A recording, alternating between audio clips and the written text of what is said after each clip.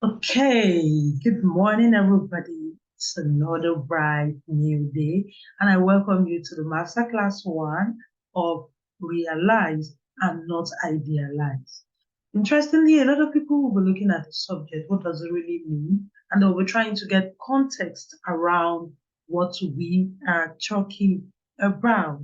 But today, we will be looking at Realize, Not Idealize. It's one of the masterclass series under the 33 product techies. So welcome guys as you're joining us. Feel free to settle down and listen to this section.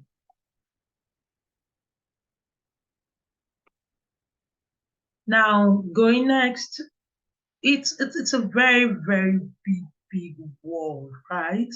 So in a world filled with billions of people, you want to be the first individual who realizes and not idealizes others. We're going to look at what that means as we proceed with the section. Now, idealize. What does idealize mean? Idea, idealize. What does it mean to idealize? When you idealize something, what are you trying to do? There are different things that comes to your mind. So idealize has to do something that has to do with the function of your mind, interacting with your brain, interacting with your psychology, interacting with your entire being. We're going to be going deep down into what it means to idealize and what it really entails idealizing. Now, idealize, with respect to idealizing, it's to regard or to represent as perfect or better than in reality. So when you have this perception of something, you're presenting that thing as being perfect. You're regarding that thing as being perfect, better than what it looks like in reality. In real sense, that thing might not necessarily be as perfect as you have made it to look. So when you idealize something or someone, you think of them or represent them to other people as being perfect. You represent them to other people as being perfect or even much more better than they really are. So you know how you take something, just as an example, okay, I have this bottle here, this is my water bottle, and I start presenting it to you, presenting it to everybody, more than what it looks like. I can always just open it and take water, but when I start telling you, you know what, I'm a water bottle, it can hit water, it can do this, it can do that, it can do a lot of things. That is me idealizing the bottle, presenting it to look much better than it really is. To idealize something means to regard it as perfect or to have an idealized view. So you have a view in mind already, and it often involves exaggerating its positive qualities, always adding up, making it look very big. The positive qualities of that person, the positive qualities of that thing, we exaggerate it and make it look very big, like bigger than it actually is. And that way, we are ignoring or downplaying the negative aspects. So that person, that particular thing might have some negative aspects, some negative areas that we should have looked into. But when we idealize this person or we idealize this thing, we downplay it. And when we make it look like the negative aspect, it does not really matter, or we ignore it, or we make it look like it's just a tiny, minute thing when you're talking about the negativity. It can also mean to make something conform to an ideal model. You have the model in your head, you have that idea, that ideal in your head, then you are actually in your mind. All of these things is happening in your mind.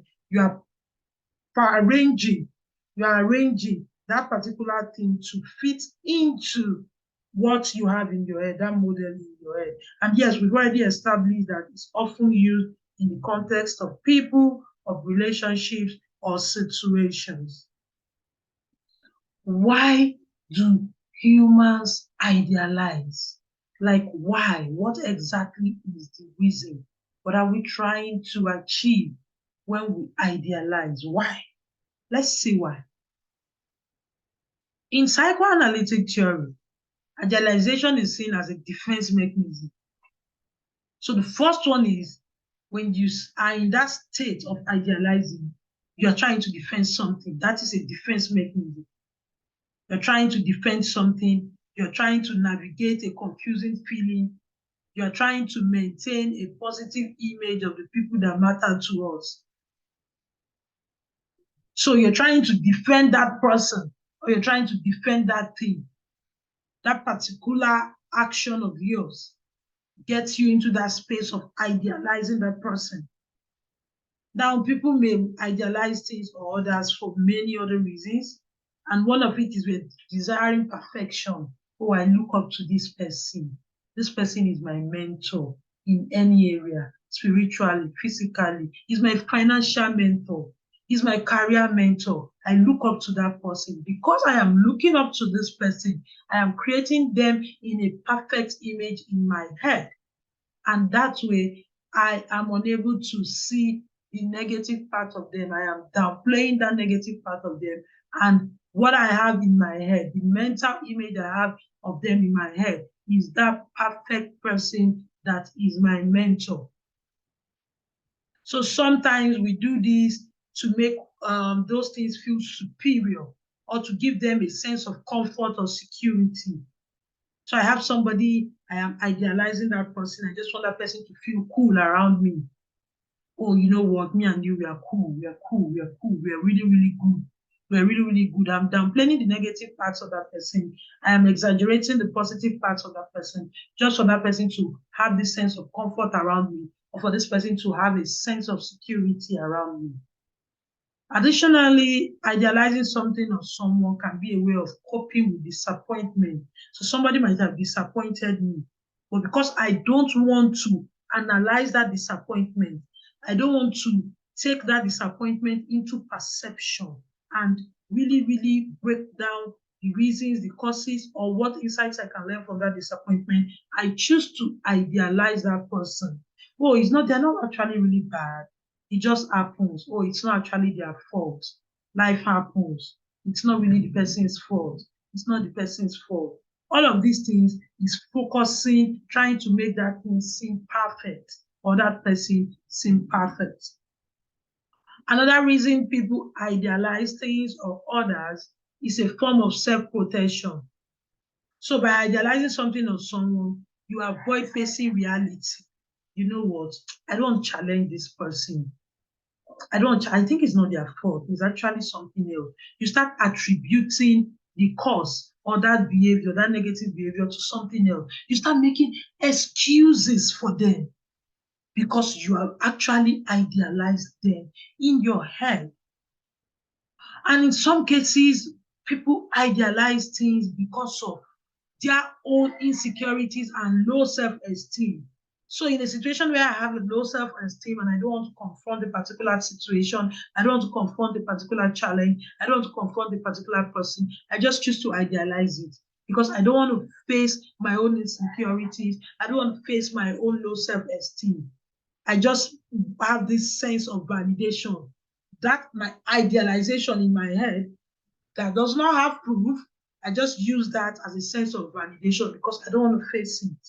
I have low self-esteem issues, or I have some insecurities that I don't want to challenge. Now, people idealize things or others because it can prove a sense of comfort, protection, and validation. However, one thing to note, it is important to remember that idealizing something or someone in most cases leads to disappointment. And disappointment when the reality does not meet the idealized expectation with the passing of time. With the passing of time, you get to find out that that's your idea of that person, that's your idea of that thing does not equate to reality. And that realization leads to disappointment. I know you don't want to be disappointed. So what do we need to do? Now we have the intermission. What happens during the intermission? The intermission is that period when, after you have idealized, you give some time, you create space. You're not doing any activity, you're not doing anything. You just want to reflect on your ideas, your idea about that person, your idea about that situation, your idea about that thing. You are reflecting on it. You are reviewing the patterns that have occurred with the passing of time. So with the passing of time, what are the patterns that you can read, that you can see from your idealizing that person, idealizing that situation, idealizing that scenario? And when you are able to give some time, you now get to the point where you realize the light shines on that situation, and you are like, oh my God, a different perspective comes to you. Let's have a look at that. You become fully aware of something as a fact. You understand it clearly. You become aware of, or you understand something, or you make it happen or exist in reality. You start seeing it in real life, not an idea in your head now, reality, what you can see and behold with your eyes. If it is something, it becomes what you can touch and feel with your hands. I start seeing this water bottle in reality, that it cannot boil water. It's not a water heater, it's just a water bottle. It can only hold water. It cannot heat water or freeze water. It can only hold water that I have kept in it, and it cannot change the status of that water. It's now, the reality now dawned on me. Now, there are several ways in which to realize something or someone, and some of them are observation and reflection. In observing and reflecting, we take time. Like I said, in all scenarios, you need time. With the passing of time, you now get to observe and reflect on that thing and reflect on that person to help you understand them better.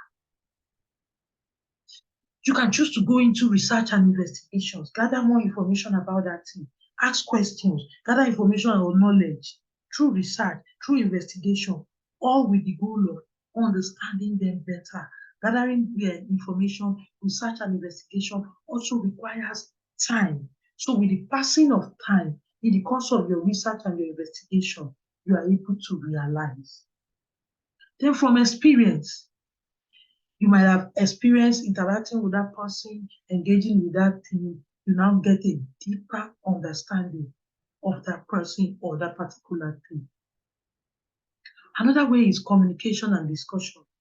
Maybe you have talked to others that have that idea. You have talked to others with that idea they have different perspectives and experiences and can provide new insights and help you realize something or someone in a different way. And in that period, you are now able to realize a new light now shines on that particular person. A new light now shines on that particular object, and your perspective changes because there is a shift.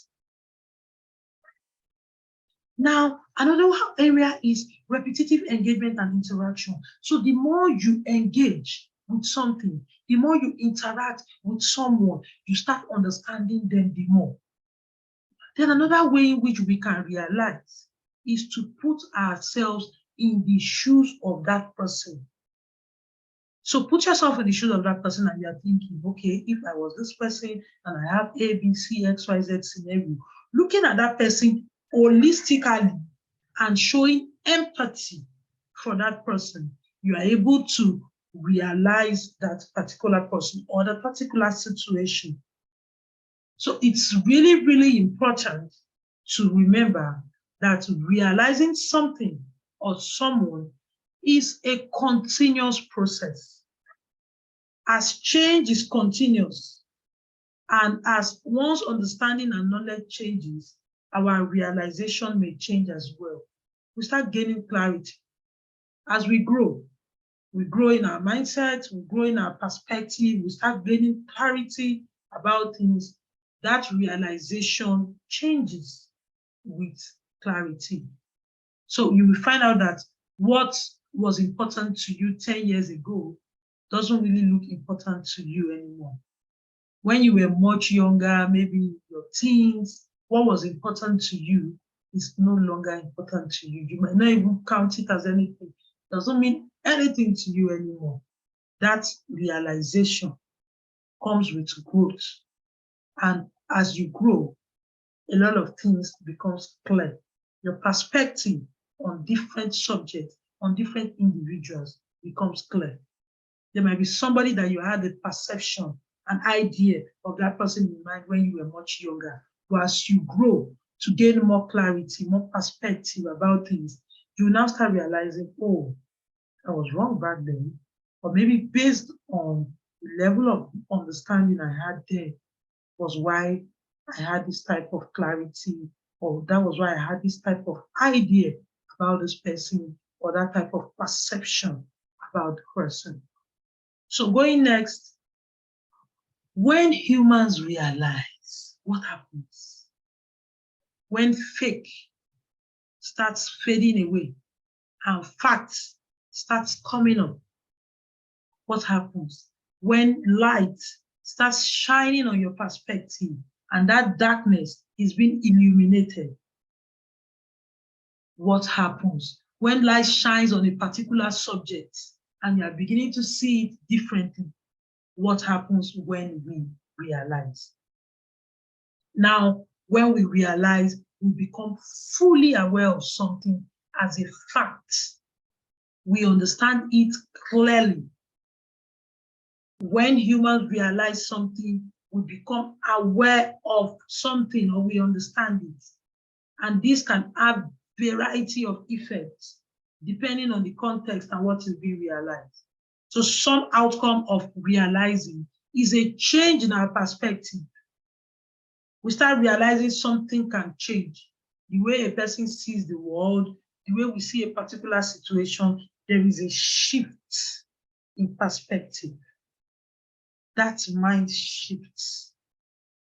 That idea, that perspective that you have held on to, that seemed like the strongest perspective, that seemed so right to you based on the information that you have. So when you realize, when a different light, a more broader light shines on that particular subject, that particular perspective, there is a shift in perspective. There is a shift in the mindset. You now see things from a broader view. You are now able to make decisions because you have information that has helped you understand the situation, and you can make informed decisions. You no longer make decisions based on your personal bias. You no longer make decisions based on your own understanding. You no longer make decisions based on your own perspective only, but you now make informed decisions. And when you are able to make informed decisions, you can now help identify and solve problems. Those things that look like big problems that are escalated, oh, the world wants to fall, oh, this wants to happen, you now become a problem solver because you are able to make informed decisions. You have information at hand to see things from the holistic point of view. I hope somebody is understanding me. Now, when you are able to make that informed decision, you are now able to evoke a range of emotions, such as relief, satisfaction, frustration, or disappointment, because you are seeing things clearly. If it was something that you were disappointed with before, but with a clearer information, you now have satisfaction. If it was something that you idealized and you held on to before, with a broader information, you can now show some emotions such as frustration or even disappointment. Then with that, it leads to personal growth. Something can lead to your personal growth and your development as we learn and adapt to new information. Then the next action will be that it will now motivate you to take action to the situation or to change something. If it was a realization about yourself, you are now motivated to take action to change the situation. That action will lead you to an acceptance of yourself and the situation. Oh, so this was what I had in mind before. Interestingly, this is actually the truth. There is that acceptance that will now lead in the quest of your growth. So in general, realizing something can have a significant impact on how a person sees themselves and the world around them. And this can influence the thoughts, the feelings, the behavior, which leads to that shift. That shift, there has to be, for you to go from idealizing to realizing, something happened during the intermission, which is that shift. You allowed time sometime, you gave time sometime for that shift to happen, for light to shine on your perspective, for light to shine on your idea that now gave you a more detailed information. Now, it's important that we remember that light travels faster than sound. You just see somebody, you see something, you have not encountered that person, you have not interacted with that person. It's easier for you to just have an idealized view of that person, an idealized version of that person. It's much more easier. However, you need to allow that light to travel, then you wait time until you hear them speak. And not just speak, repeatedly, so you can have that encounter that will give you a better perspective into realizing them. Time is the protagonist for discernment. For you to discern someone or discern something or discern a particular subject, have a clear fact about that person, you need time. A lot of things will happen in the space of that time. And as things happen, as things occur, your perspective about that person changes. Then haste and speed is the antagonist for discernment. When you are hasty about a person, you are hasty about a person, you are hasty about something, you quickly have an informed decision in your head. You have idealized that person in your head. You have that model in your head, what that person should be, what that person looks like. You have not even realized that person yet. You find out that you are unable to discern that person. Then one of the things to remember is never judge a person by the chapter of their life you walked in on. They might be going through tough times at that period. This is why you need to allow time to realize them. They might be in a very good phase of their life during that period. Allow time to realize them, to be sure that that is who they are really, or they are just in a particular phase of their life when you came into them. That chapter might be their good chapter. Allow time to realize if they are consistently good, if that chapter is consistent in their life, or if it was just a chapter that will soon pass. If it is a negative chapter you walk into, they are going through challenging times, they are going through serious issues, they are going through tough times, allow time to realize them and see the next chapter of their life.